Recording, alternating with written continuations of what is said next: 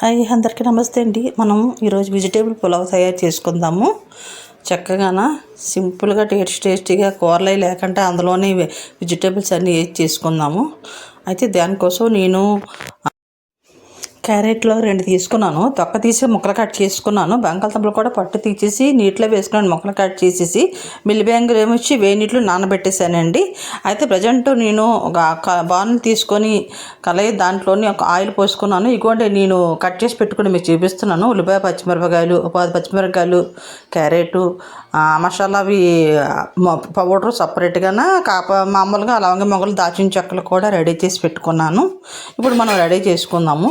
ఇక ఆయిల్ పోసుకున్నాను కదా, అందులోని ఇక మసాలా ఇవి ఉన్నాయి కదా, దాచిన చెక్క, లవంగ మొగ్గ, యాలక్కు, తర్వాత నుంచి ఇవన్నీ ఒక్కొక్కటి రెడీ తీసుకొని అందులో వేసుకున్నాను. ఇప్పుడు ఇగో బంగాళదుంపలు నేను కట్ చేసి పెట్టుకున్నాను కదా, ఇగోండి మీకు చూపిస్తున్నాను. తర్వాత మిల్లిపాయని వేడి లేచి నానబెట్టేసాను. ఇప్పుడు దాన్ని పిండేసి అవి కూడా చేసి ఇందులో వేసుకోవడానికి రెడీగా పెట్టుకున్నాను ముందుగానే. ఇగోండి వేగిపోయి కదా అవి మసాలా. ఇప్పుడు పచ్చిమిరపకాయలు, తర్వాత ఒక 2 ఉల్లిపాయలు తీసుకొని కట్ చేసి అందులో వేసుకున్నాను. నేను ఒక 7 పచ్చిమిరపకాయలు తీసుకున్నానండి. అంటే నేను 1 కేజీ రైస్ నేను చేసుకుంటున్నాను, దానికి తగ్గ తీసుకున్నాను. కొంచెం నెయ్యి కూడా వేసానండి, టేస్ట్ కోసం బాగుంటుందని.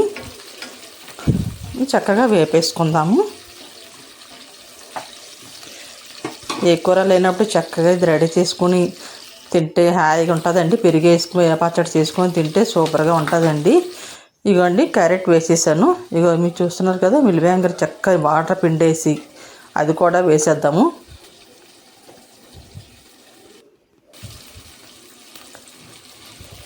ఇంకా మిల్లిబ్యాంగర్ కూడా వేసేసుకున్నాను. ఆల్రెడీ పొట్టు తీసి కట్ చేసి పెట్టుకున్న బంగాళదుంపలు కూడా వేసి కలిపేద్దాము.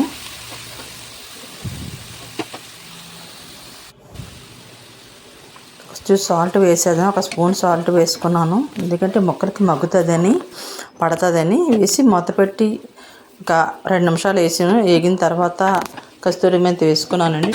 స్మెల్ బాగుంటుంది. పుదీనా వేసుకోండి. కస్తూరి మెంతి వేసుకున్నాను. 2 స్పూన్లు అల్లం వెల్లుల్లి పేస్టు అది కూడా రెడీ పెట్టుకున్నాను. దాంతో అది కూడా వేసాను. వేసి కలిపేసి కొంచెం మగ్గనిచ్చేద్దాము ఆ పచ్చి వాసన పోయే వరకును. ఇక కొంచెం మసాలా పొడి జస్ట్ లైట్గా 1 స్పూన్ మాత్రమే వేసానండి.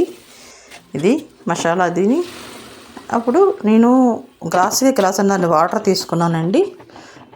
గ్లాసున్నర వాటర్. నేనేం చేశానంటే తొందరగా అవ్వాలని వాటర్ నేను ఆల్రెడీ ముందే మరగబెట్టుకున్నానండి. పక్కన మరగబెట్టుకోవడం ఉండడంతో ఆ వాటర్ వేడిగా ఉంది.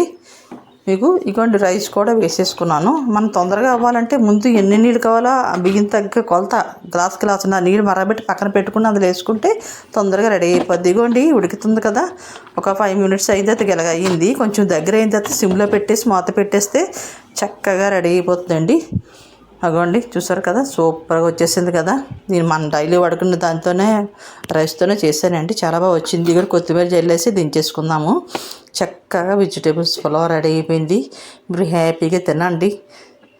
పెరుగు పచ్చడి వేసుకొని తినండి. ఉల్లిపాయ నంచుకు పెట్టుకొని నిమ్మకాయ పెట్టుకొని సూపర్గా ఉంటుంది. నా ఛానల్ చూస్తున్న వాళ్ళందరికీ ధన్యవాదాలండి. నాకు సపోర్ట్ ఇవ్వండి, లైక్ చేయండి, షేర్ చేయండి, కామెంట్స్లో తెలియజేయండి. మా ఛానల్కి సపోర్ట్ మాత్రం మీరు ఇవ్వండి. థ్యాంక్ యూ వెరీ మచ్ అండి. అందరికీ ధన్యవాదాలు.